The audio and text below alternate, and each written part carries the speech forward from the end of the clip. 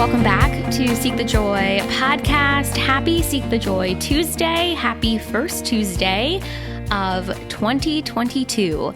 I wanted to kick off this new year with a solo episode, really focused on goals, intentions, and resolutions for the new year, but I'm taking a bit of a different approach, and I'm curious what you're doing as you embark on this new year, because I don't know about you, but when the clock strikes 12 on December 31st, sometimes it feels like a big celebration, and then other times it feels like, okay, I got to get to work. Like a new year is often so full of expectations. We set goals and intentions and resolutions for ourselves, and then a month or two goes by, and either we haven't met them yet or we place them on the back burner, and then we're so hard on ourselves for letting those goals, intentions, resolutions go, or at least take a step back. And so in 2022, I'm really choosing to focus on, I think, a series of mantras rather than a single goal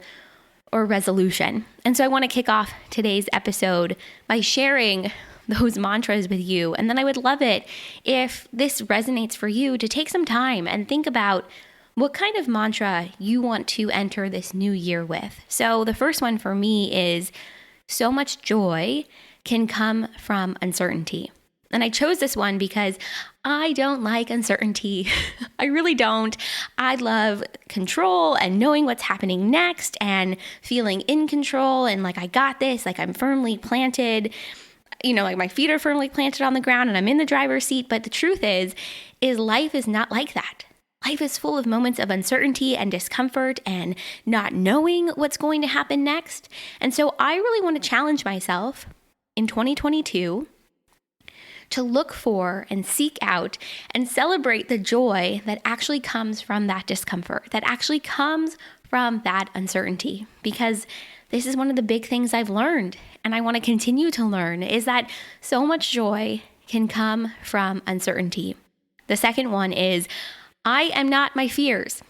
And I talked a little bit about this in last week's episode, because I am going to be super honest when I say that the last 2 years of this pandemic has sort of set me back in some ways. Like, I am more anxious and careful, which being careful is not a bad thing, but doing so at the expense of sometimes my own happiness or feeling like I'm able to thrive, and I get stuck in my fears and I get stuck in my worries. And so I got to reframe that. It's not that I have to, it's that I want to step more firmly into a space where I recognize that I am not my fears, and I am so much more capable than I give myself credit for. And I think you could probably say the same for you. The third mantra that I really want to bring with me into 2022 is, I choose to live in my values. And I'm not totally sure what this one looks like yet, but for me, it's about sticking with the things that are really important to me. And so if getting fresh air every day is a value of mine, I'm going to take a walk. If being more calm and centered and figuring out how I can do that is a value of mine, I'm going to try and do more of that. So these are the three mantras right now that I'm bringing into 2022 with me. And when focusing on this next year, on this new year, I'm really choosing to focus on how I'm just going to continue to focus and support my mental health in the new year. And I think that's where these three mantras really come from. It's kind of funny. I saw a meme the other day that was like, before I agree to 2022, I need to see its terms and conditions. And I think I sent that to everybody I know, because it's so true. Like, we don't know what we're about to walk into in this new year. And if 2020 and 2021 has really shown us anything, it's that we cannot predict the future. And so when I tell you, like, when I saw this meme, I was literally laughing my butt off, because it's so true. We just don't know what the next year is going to bring, but I think it can be really exciting if we let it. And the last 2 years, have really just required us to be more flexible. So maybe I got to add that to a mantra for the next year, just allowing myself to be more flexible. So if you're anything like me, when a new year approaches, I always find myself spending time reflecting on the last year, the highs, the lows, what I learned, what I want to change or adjust moving forward. And really, this one is huge for me because it doesn't come naturally, but also what I want to celebrate. And so focusing, for me at least, on self-care as we move into a new year means taking these moments of reflection, making time and space to reflect. Because in doing so, I really think we can create greater mindfulness and emotional awareness for ourselves. And I think too, to focus on my mental health, or just to focus on mental health in general, means that we have to be more intently focused on our own self-care. And the truth is, our mental health has a huge impact on our physical health. And over the last year, maybe over the last 2 years, I've been really expanding my definition of self-care. And so I want to share with you some self-care ideas for 2022. I think especially as we are taking this time, this start of 2022, to focus on our goals, resolutions, and intentions for the new year. So the first one is kind of what I've already alluded to, finding times and opportunities for yourself to reflect, creating these real and intentional moments of reflection, whether you do it every day, once a week, or once a month. I think it is so important to take stock of our wins more than anything else, because as the days and the weeks and the months go by, as the years go by, I think it's so easy to lose track of just how much you've grown, how much you've accomplished, how much you've shifted and changed and allowed yourself to experience really beautiful, powerful new experiences. So for me, a huge part of my self-care this year has to be moments of reflection.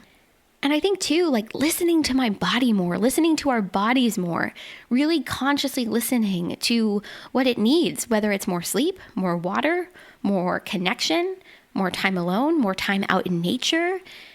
I think when we're moving so quickly, and when things change so rapidly, and when we're in the middle of a pandemic that's not over, which, by the way, we have spent the last 2 years, I think, really in a fight or flight mode, riddled with a lot of anxiety and worry and trepidation and wanting to keep ourselves safe and those around us, it's so easy to hold so much tension in your body. And the more tension you hold without an outlet, it really begins to wear on you. I know I've experienced that. So moving your body, listening to your body, allowing yourself intentional moments and spaces to unwind and to relax. For me, that's got to be a huge self-care resolution for this next year. This next one is really focused on making time for fun and creativity. And it reminds me so much of this conversation we had with Carolata last year for Seek the Joy Summer, just about taking time for creativity and play, finding hobbies and interests that you love, or if you know what you love already, making time for yourself to participate in those hobbies and interests, because self-expression and play are just such powerful tools for decreasing stress and increasing your own sense of joy in the moment. So if you're feeling tired maybe of the hobbies and interests you have, or you're looking to expand, I would just encourage you to create a list of 5 hobbies that you already know you love, 5 that you think might be kind of fun, and then 5 that you want to build on or create or dive into and learn more about. And then maybe choose one from each category to really focus on.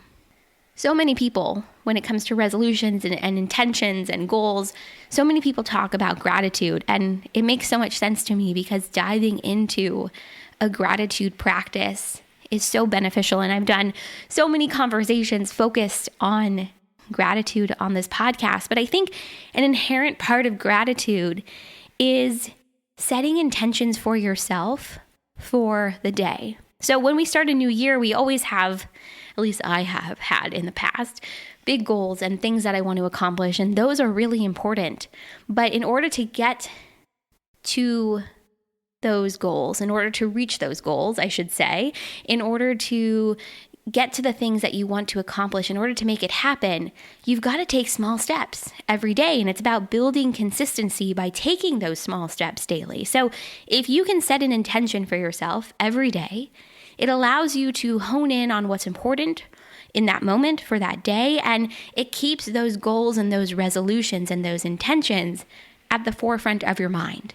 When something feels too big or overwhelming for me, I always try and think about how I can break this up into smaller steps, like small bite-sized things that I can do every day or once a week or once a month to make that larger thing happen. So think about setting intentions for yourself for the day, because I think that lends itself so beautifully to self-care, because things start to feel more manageable rather than just really huge and intimidating. I've sort of lost track, but I think I've shared 4 self-care ideas with you so far for 2022, but there's probably so many smaller ideas within those larger ideas. But I think the last one I want to share with you, so we'll round it out at 5, is really plan some alone time for yourself this year as part of your self-care.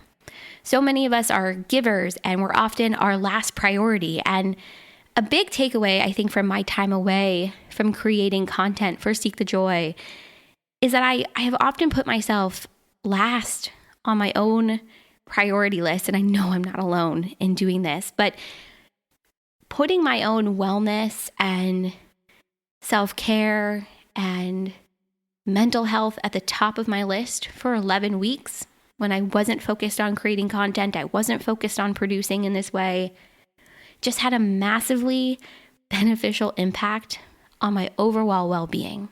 And then it creates this domino effect. Like once you start to feel more full, once your cup starts to feel full again and you're renewed and you're restored, it starts to benefit those around you too. So it can be like you just schedule time for yourself.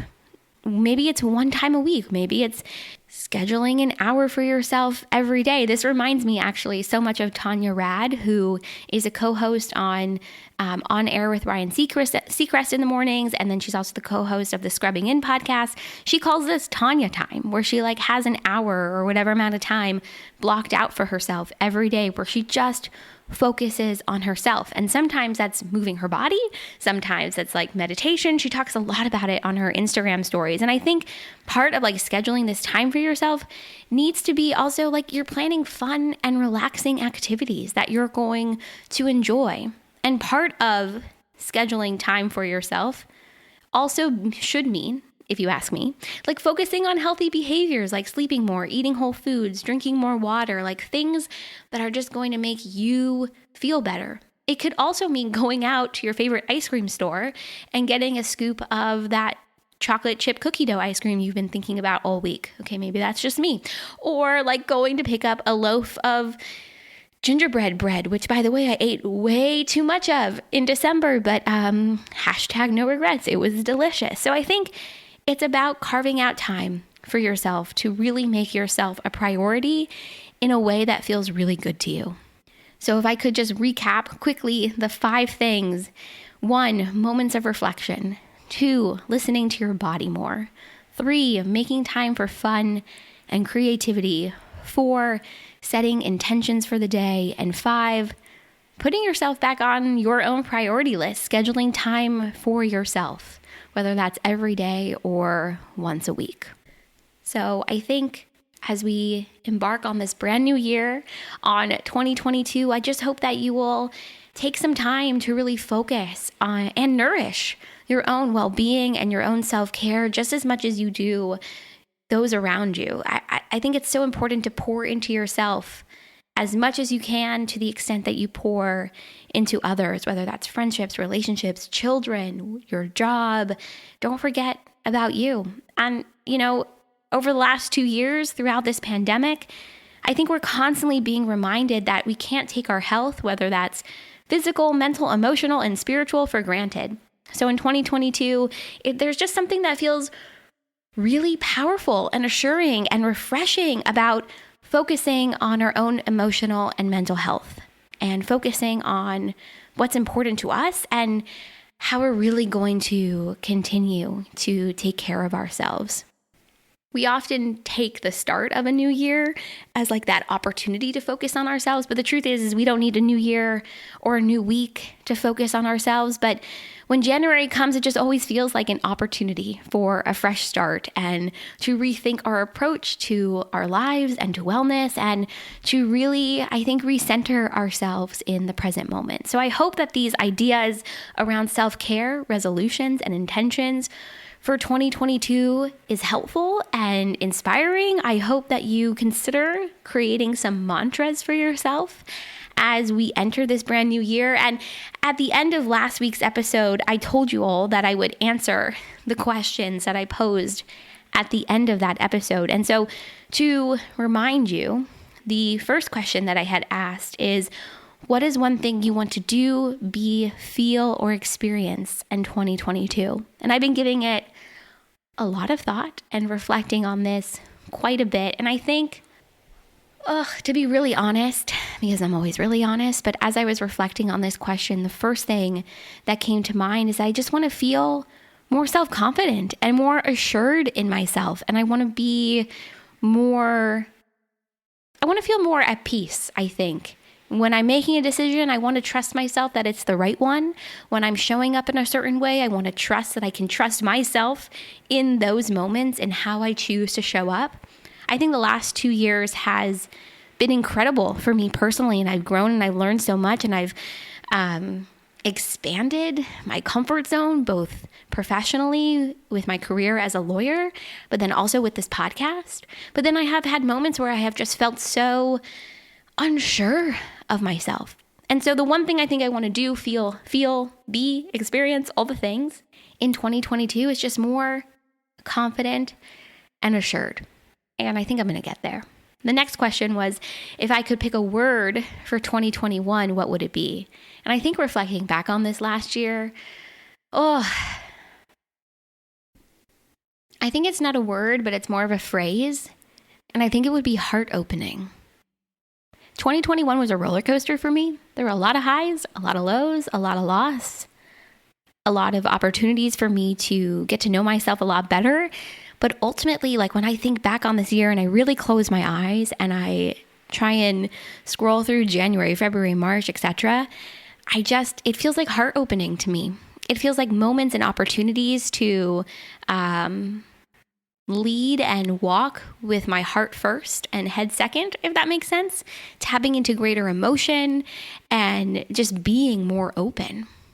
So I think that's definitely my word/phrase for 2021. And then so thinking forward for this next year and a word that I could pick for 2022. And for me, this has got to be a word, maybe /phrase that captures just how I want to feel in this next year and what I want to experience and what I want to share with the world.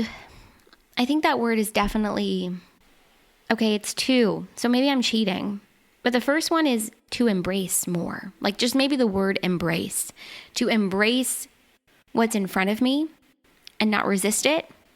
And I think part of embrace or embracing means saying yes more.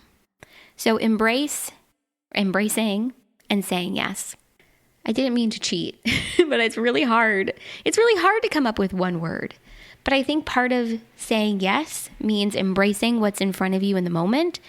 And it works both ways. So I think that's what I'm sticking with for 2022. Embracing what's in front of me, embracing the moment and the opportunities and saying yes. I like it. I like it a lot. And it's been really fun hearing from so many of you what words you've picked for 2022 and what you thought of 2021. So continue to send in your thoughts and your reflections either on Instagram, Facebook, Twitter, or at Seek the Joy Podcast everywhere, or send me an email, Sydney@seekthejoypodcast.com. I would love to hear what you're bringing with you into this new year and just the self-care I think that you're going to expand on or tap into. Because really, there are so many things we can't control. There are so many things we can't control, but we can control the ways in which we pour into ourselves and the ways in which we focus on ourselves. And I think as we enter 2022, which pretty soon is about to be year 3 of this pandemic. I saw something the other day that was like, we're about to enter junior year of COVID. And I was like, oh, good God. Like, I didn't even think about it that way. But I think now more than ever, it's so important to create a self-care routine or just ways to tap back into yourself into 2022. So I hope that this solo episode focusing on self-care and ways to pour into ourselves and mantras to focus on for 2022 has been helpful for you and something to think about as we enter this new year. And of course, I would love to hear what you think. So make sure to join the conversation on our social media channels, Instagram, Facebook, Twitter, LinkedIn. We're at Seek the Joy Podcast everywhere. And if you haven't already, I would just be so grateful if you left a rating and review on Apple Podcasts. And then now on Spotify, you can leave a rating as well. So I would be so grateful if you left a 5-star rating and review on Apple Podcasts and Spotify. On Spotify, it's just 5 stars, no review, but it just really helps people get to know the podcast and what we're all about. And I can't tell you how many people share with me that they read the reviews and then they dived in to Seek the Joy, and it was everything that they were hoping. And I'm so excited to bring brand new conversations and episodes to you in 2022 in this year. And I also just want to share with you, don't forget you can sign up for the Year of You virtual retreat. It's this coming week. It's January 6th through the 9th. It's virtual. It's online. It's hosted by Kelly Collins, and she and I connected in 2020, 2 years ago, and she invited me to be part of Year of You last year. And so I'm so excited to be part of it again. It's 4 days of live and pre-recorded workshops to focus on awareness, healing, balance, and just gain clarity so that you can move forward to manifest this year of you. And so my session is focused all about finding joy through rest, which was a big theme for me as I closed out 2021. And it's an incredible group of over 20 female experts that are going to cover a variety of topics. So many of those topics that you've heard here on Seek the Joy. So I would love it if you would join. It is totally free. The link to register is in my bio. And Kelly, just thank you so much again for allowing me to be part of Year of You.